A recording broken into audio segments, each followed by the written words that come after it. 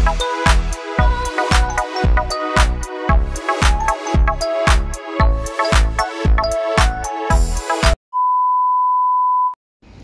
Everyone, good morning. কেমন আছেন সবাই? তো আজকের থেকে আমার নাইট শুরু হবে। আর আজকে সকাল সকাল একটু উঠে পড়েছি। আজ মোটামুটি 7টা বাজে। সকাল সকাল বলছি কেন কি, ইউজুয়ালি এরকমই উঠি। আর যদি ছুটি থাকে বা নাইট থাকে তাহলে ওই একটু 8টা পর্যন্ত ঘুমিয়ে নিই। এইটুকুই তো সময় আসে বলুন। তো আজকে রান্না করার মতন সেরকম কিছু নেই, যেহেতু নাইট আছে তাই একটু রান্না বান্না করব। খুব একটা রান্নাতে পটু নয়, তাও কিছু কেমন তো একটু একটু বানিয়ে নিই। তো তার জন্য একটু বাজার যাব আর টুকটাক সবজি কিনবো, বা দেখি কি কিনি, কি সেরকম ভালো লাগে। তো চলো একটু আমি ফ্রেশ ট্রেশ হয়ে নিই। এখনও তো ফ্রেশ হয়নি, একটু ফ্রেশ ট্রেশ হয়ে নিয়ে তারপরে বেরোবো।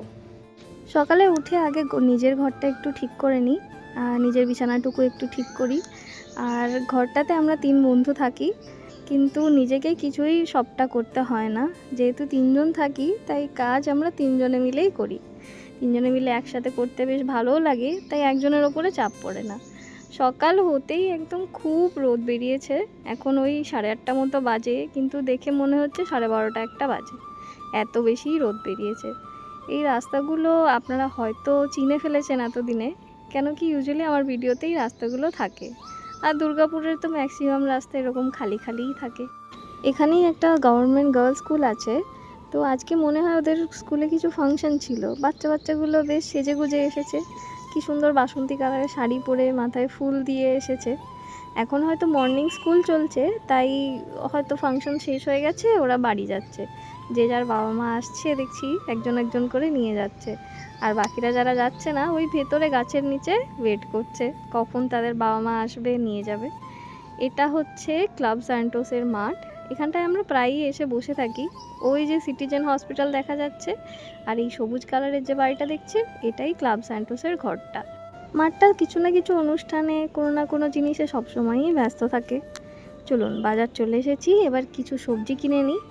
খুব একটা সবজি কিনবো না, টুকটাক আছে বাড়িতে, আর যেগুলো নেই আমি একটু একটু করে নিয়ে নিব। ওই একটু টমেটো, একটু পটল, একটু লঙ্কা, এরকম টুকটাক নেব।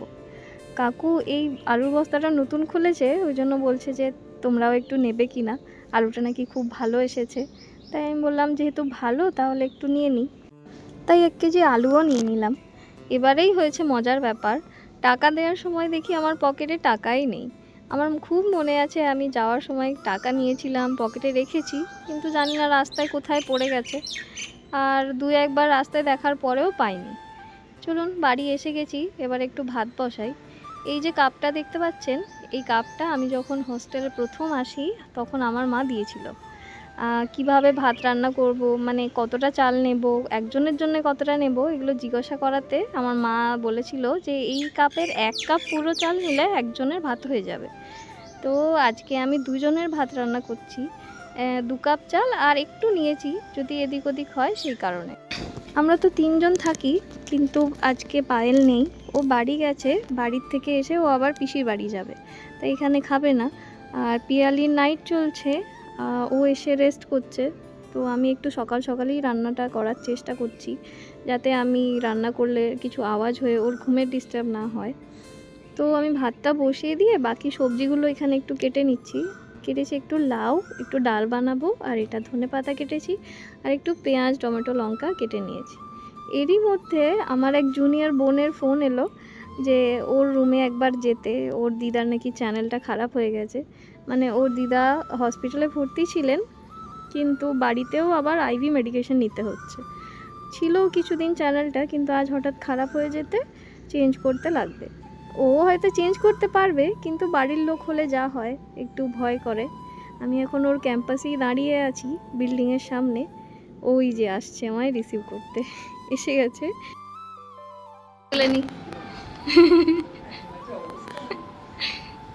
উনি বলছিলেন যে ওনার ছবি তোলা হচ্ছে না। ঠিক আছে, পরের বার আসবো, বলে আসবো, তখন সাজবেন। সবুজ চুড়িদারে যাকে দেখলেন উনি হচ্ছেন কাকিমা। ভীষণই মিষ্টি একজন মানুষ। আর সাদা নাইটিতে হচ্ছেন দিদা। উনি এখন অসুস্থ, তাই ওনার সাথে তো খুব বেশি গল্প করা হয়নি, কিন্তু কাকিমার সাথে যতক্ষণ ছিলাম ততক্ষণ গল্প করেছি। আমরা তিনজনে তো নানা রকম নানা বিষয়ে গল্প করেছি, মানে নেশমা, কাকিমা আর আমি। আমাদের বাড়ির কথা, ওনাদের বাড়ির কথা, ছোটবেলার কথা, নানা রকম গল্প আমরা করেছি। নানু এদিকে আবার তাকান, হাসুন। নানু, ও নানু এদিকে তাকান, হাসুন। কি হাসুন? হ্যাঁ ব্যাস ঠিক। উনি ভাবছেন এইদিকে আমার ব্যথা হচ্ছে, আমার গায়ে সূচ ফোটানো হচ্ছে, তাও আমি কিভাবে হাসবো, কিন্তু নেশমা তো ছাড়বে না। একটু হাসুন একটু হাসুন করে ওনাকে হাসতেই হবে। কারো ব্যথা পেলে কেউ কি হাসতে পারে বলুন তো? আর এদিকে ইঞ্জেকশনের বোতল কোথায় ঝোলাবো করে করে সেই একটা হুক আছে, ওটাতেই ও কাপড় টাপড় বেঁধে ওখান থেকেই ঝুলিয়ে দিচ্ছে। বাড়িতে তো আর আইভি স্ট্যান্ড থাকে না, তাই কি করবে, এভাবেই ঝোলাতে হবে। এখানে ও বলছে আমার এভাবে ভিডিও নিও না, তাহলে হসপিটালের কেউ দেখলে আমি আর বাঁচবো না। এখানে এয়ার ফ্রি করা হচ্ছে, দেখুন হাজমোলার ডিপে নিয়েছে এয়ার ফ্রি করতে। এয়ার ফ্রি হচ্ছে ওই টিউবটার মধ্যে দিয়ে আমরা কিছুটা স্যালাইন পাস করি, যাতে ওর মধ্যে থাকা এয়ারটা বডিতে গিয়ে এয়ার এম্বলিজম না হয় বা অন্য কিছু আরও সমস্যা না হয়। এই যে সুন্দর চলছে, কোনো সমস্যা নেই। বাড়ির নানা রকম জুগাড় দিয়েই সুন্দর হয়ে গেল।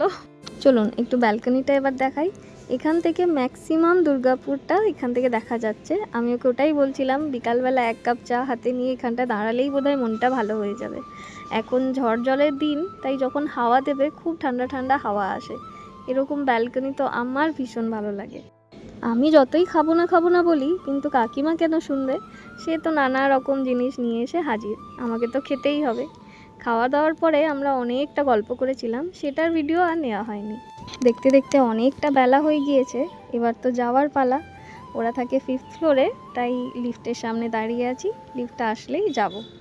রুমে থাকলে হয়তো রান্না করতাম, খেতাম, শুয়ে থাকতাম বা ফোন দেখেই সময়টা চলে যেত, সেরকম হয়তো প্রোডাক্টিভ কিছু করতাম না। কিন্তু এই যে নেশমার বাড়ি আসলাম, দুটো মানুষের সাথে গল্প করলাম, নানা রকমের কথাবার্তা হলো, এতে আমার মনটা ভীষণই ভালো লাগছে। যেহেতু বাড়ি সেরকম যাই না, তাই এরকম মায়েদের সাথে গল্প করলে ভীষণই ভালো লাগে। আন্টি তো খুব সুইট ছিলেন। আবার যদি কখনো সুযোগ হয়, সময় হয়, আবার ওনার সাথে এসে দেখা করে যাব। আজকের দিনটা সত্যিই খুব ভালো গেল। ওই যে আমার বাহন এসে দাঁড়িয়ে আছে। নেশমা আগেই র্যাপিডো বুক করে দিয়েছিল, তাই দাদা এসে নিচে দাঁড়িয়েছিল, তারপর আমরা ওখান থেকে বেরিয়ে পড়লাম। রুমে গিয়ে আবার এখনও অনেক কাজ আছে, তো রুমে এসে আমি তাড়াতাড়ি রান্নাটা বসিয়ে দিলাম। লাউটাকে প্রথমে হালকা করে একটু ভেজে নিচ্ছি, যাতে ওই কাঁচা গন্ধটা চলে যায়। তারপরে ডাল আর লাউ একসাথে প্রেসারে বসে 2-3টে সিটি দিয়ে দেব। পরে মশলা দিয়ে ওটাকে কষে নামিয়ে নেব। আর এখন চিকেনটা প্রায় হয়েই গেছে। আমি আর খুব রেসিপি দেখাচ্ছি না, যেহেতু আমি খুব একটা ভালো রান্না জানি না, তাই রেসিপি আর দেখাচ্ছি না।